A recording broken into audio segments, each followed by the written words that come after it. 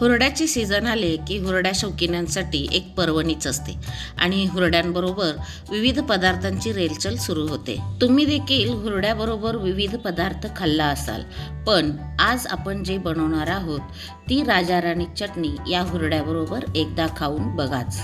घरच्या घरी हुरडा पार्टीचा बेत असेल तर हुरडा कसा भाजून घेतला जावा हे मी व्हिडिओच्या शेवटी दाखवत आहे। व्हिडिओ स्किप न करता शेवटपर्यंत पहा आणि चॅनलला सबस्क्राईब करा।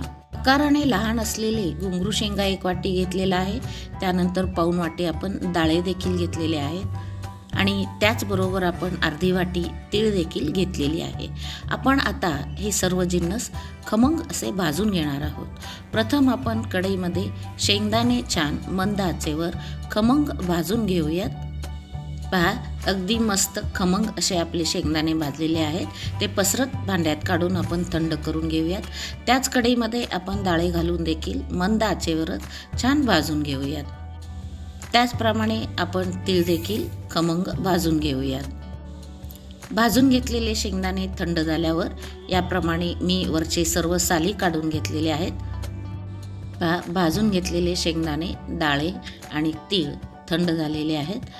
आता आपण त्याचबरोबर 1 वाटी इथे मी खोबऱ्याची किस देखील घेतलेली आहे। त्याचबरोबर मोहरी, जिरे, लाल तिखट, मीठ, 7 ते 8 पाकळ्या लसणाचे ठेचून घेतलेले आहेत। त्यानंतर कढीपत्ता, धने जिरे पावडर, हिंग आणि हळद हे आपण फोडणीसाठी वापरणार आहोत। आता कढई मी गॅसवर ठेवून गरम करून घेतलेली आहे। त्यामध्ये मी 3 ते 4 चमचे तेल घालून मोहरी व जिरे छान तडतडून घेतलेले आहे।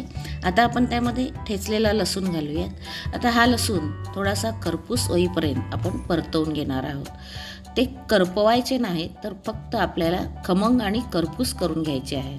आणि आता त्यामध्येच आपण सर्व कढीपत्त्याची ताजी पाने घालूयात। आता ही कढीपत्त्याची ताजी पाने देखील एकदम कुरकुरीत होईपर्यंत आपण तेलामध्ये परतवून घेणार आहोत। त्यामध्येच आपण अर्धा चमचा हळद घालून घेऊयात आणि अर्धा चमचा हिंग पावडर देखील घालून हे व्यवस्थित मिक्स करून घेऊयात। आणि मिक्स झाल्यानंतर त्यामध्ये आपण भाजून घेतलेले शेंगदाणे घालूयात आणि अगदी 1-2 मिनिटापर्यंत छान परतवून घेऊयात। शेंगदाणे छान परतवून झाले की त्यामध्ये आपण भाजून घेतलेले डाळे देखील घालत आहोत। आता हे डाळे देखील आपण छानपैकी परतवून घेऊयात। डाळे परतून झाले की आपण त्यामध्ये खोबऱ्याचं किस घालून ते देखील मिक्स करून घेऊयात। हे तिन्ही घटक मिक्स झाल्यानंतर आपण आता वरून त्याच्यामध्ये तीळ देखील मिक्स करून घेणार आहोत। आता वरून भाजून घेतलेले तीळ देखील त्यामध्ये मिक्स करून घ्या। अगदी सर्व घटक मिक्स झाल्यानंतर 2 चमचे आपण तिखट मिक्स करून घेत आहोत। तुमच्या आवडीनुसार तुम्ही तिखटाचे प्रमाण कमी अधिक करू शकता। वरून 1 चमचा आपण धने पावडरही मिक्स केलेला आहे। वरून चवीनुसार मीठ घालून मिक्स करून घ्या। शिवाय यानंतर आपण सर्वात शेवटी थोडासा गोडसरपणा येण्यासाठी 1 चमचा आपण पिठी साखर त्यात मिसळून घेत आहोत। आता हे सर्व घटक अगदी व्यवस्थित आपण मिक्स करून घेत आहोत। पहा, अगदी कुरकुरीत, खमंग आणि चटपटीत अशी राजा राणी चटणी आपली तयार आहे। हुरड्याची लज्जत वाढवणारी अशी ही राजा राणी चटणी जर हुरड्याबरोबर नसेल तर हुरडा खाण्यात काहीच मजा नाही। ही चटणी डब्यामध्ये भरून ठेवला तर बरेच दिवस टिकते। त्यामुळे हुरडा पार्टीला जेव्हा जाण्याचा बेत कराल तेव्हा सोबत ही चटणी घेऊन जायला विसरू नका। आता या राजा राणी चटणी बरोबर खाण्यासाठी हुरड्याची देखील आपण तयारी करत आहोत। इथे मी 1 वाटी मस्त मऊ लुसलुशीत असा हुरडा घेतलेला आहे। तो खाण्यापूर्वी आपण कढईमध्ये हलकंसं भाजून घेणार आहोत। पण भाजण्यापूर्वी आपण त्याच्यामध्ये अगदी 1 पाव चमचा तेल घालून आपण ते मंद आचेवर भाजून घ्यायचं। थोडंसं भाजून घेतल्यामुळे त्यातील कच्चेपणा निघून जातो। हुरडा आणखीनच गोड लागतो। पहा, अगदी तुम्हाला कच्चा हुरडा आणि भाजलेला हुरडा यातील फरक लक्षात येत असेल।